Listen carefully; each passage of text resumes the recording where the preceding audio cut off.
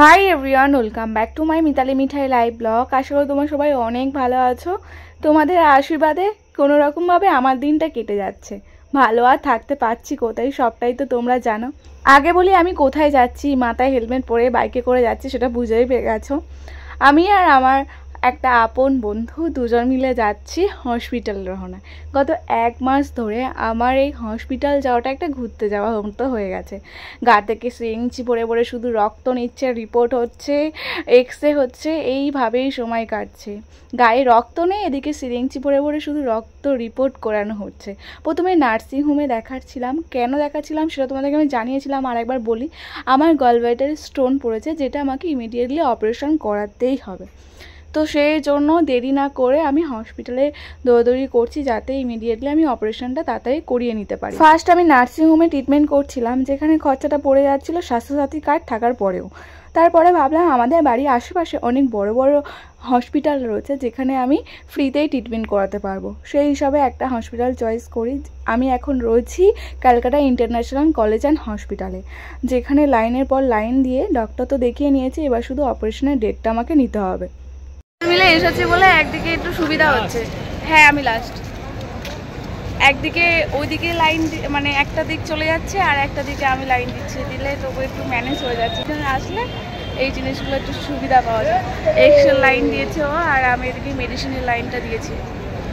কি রোদ, এই টানা রোদে ছাতা নিয়ে আসা হয়নি। এত বড় লাইন পড়েছে, টানা রোদ, যদি একটু ছাউনি থাকতো কাশ। আর মেডিসিনে বেশি বড় লাইন পড়েছে। সরকারি হসপিটালে দুজন আসার এই একটা সুবিধা, দুদিকে লাইন দুজন মিলে দিলাম, তাই তাড়াতাড়ি কাজগুলো আমাদের উদ্ধার হয়ে গেল। সব রিপোর্টগুলো একসাথে জমা নিয়ে ডাক্তারের কাছে দিতে আজকেই আমাকে হসপিটালে ভর্তি হওয়ার ডেট দিয়ে দিয়েছে।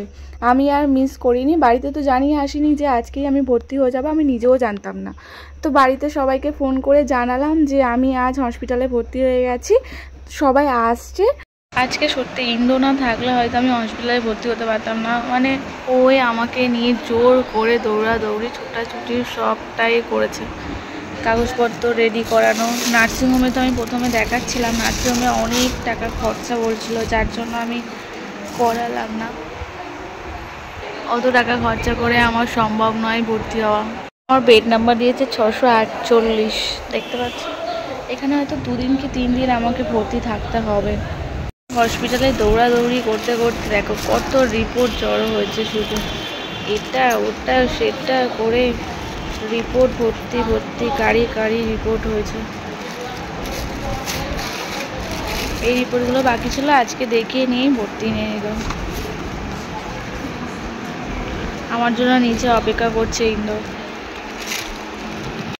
আমার মতো আমার ফ্রেন্ড হয়ে গেছে, হসপিটালে এসে বন্ধু বানিয়ে নিয়েছি। তো দুজন মিলে একসাথেই ভর্তি হয়েছি।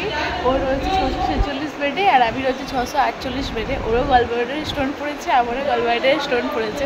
দুজনের হয়তো একসাথেই ওটি হবে, তাই তাই এখন বসে মিটিং করছি, বসে বসে গল্প করছি। টেনশানটা তো সেই পরিমাণের লেভেলে হচ্ছে। মিঠাইকে ফোন করলাম, ও এখন ঘুমাচ্ছে, বললো খাওয়া দাওয়া করে। এত চিন্তা হচ্ছে না। আমার 2.5 বছরের বেবি, আর তোমার 4 বছরের। কি যে কষ্ট, শুধু মুখেই হয়তো হাসিটা বাড়াচ্ছে, ভেতরে ভেতরে যা টেনশন হচ্ছে, অনুভূতি হচ্ছে, বলে বোঝানো যাবে না। তো এখন রয়েছি আমরা, যতক্ষণ না অপারেশন হচ্ছে। কেমন আছি না আছি কিছু বলতে পারছি না, ঠিক আছে। বন্ধ করো। কার্ড দিয়ে দিয়েছে, যেটাতে একজন বাড়ির লোক থাকতে পারবে আমার সাথে। মা এসেছে, মা আমার সাথে থাকবে। আমার জন্য কত পরিশ্রম করছে বেচারির, চুল দাড়ি গোপ কিছু কাটেনি। দেখো জলের দাম কিনে দিয়েছে। আজ হসপিটালে ভর্তিটা ওই করিয়েছিল, মাসিরা সবাই এসেছে, নিচে আছে, এক এক করে দেখে গেল। ভিডিও করবো মাথায় ছিল না, তুমি বললে বলেই মনে পড়লো। ফোনে 4 জনে কেমন করে আছে দেখো। একটা দিন ভোর দৌড়াদৌড়ি করে আমাকে হসপিটালে ঠিক ভর্তি করিয়েই দিল। কালকে আজ এক্ষুনি বাড়ি চলে যাবে, ঠিক আছে? যাবে বাড়ি গিয়ে ঘুমাবে। 4 দিন ঘুমায়নি, শুধু কাজ করেছে। চুপ করে দাও।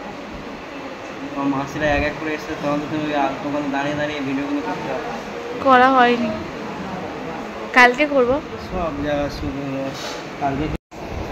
সবাই চলে গেছে, এখন রয়েছে রুমে।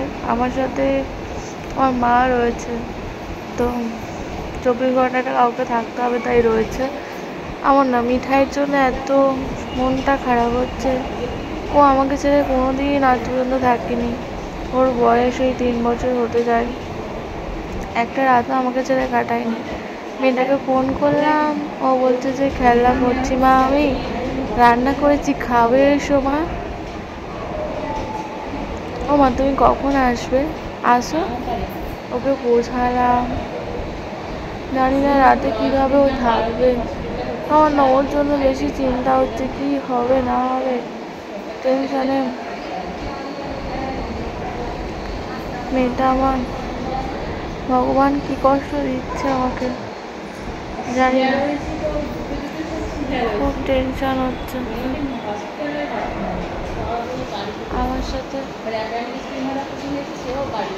আমার সাথে আমার মা আছে,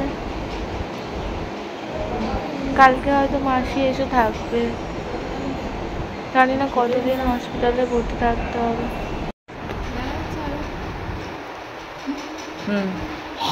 পরিষ্কার দেখা যাচ্ছে। এখান থেকে আজকে আমাকে ভাত দিয়েছে, মানে আজকে আমাকে অপারেশন করাবে না, কাল হয়তো হতে পারে বা পরশু দিন, কোনো ঠিক নেই।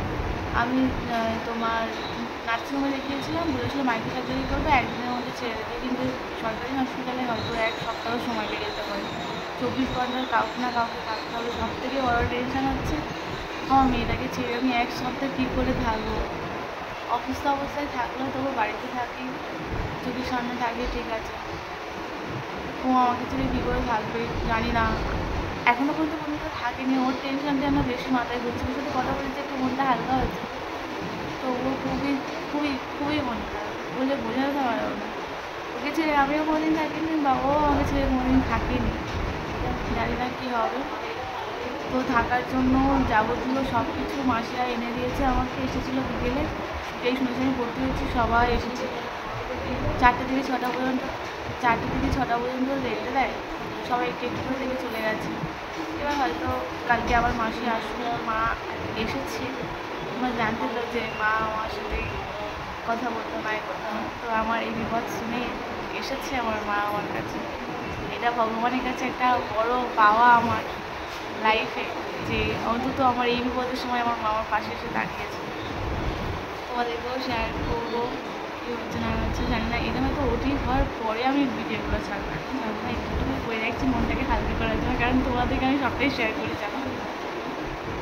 এরকম পরিস্থিতি কোনোদিন হয়নি। আমার মিঠাই হয়েছিল, গিয়েছিলাম তোমার সকালবেলা একদম 8টার সময় গিয়ে ভর্তি হলাম, রাত 2টোর সময় মিঠাই হয়েছে, তারপরে 3 দিন হসপিটালে ছিলাম।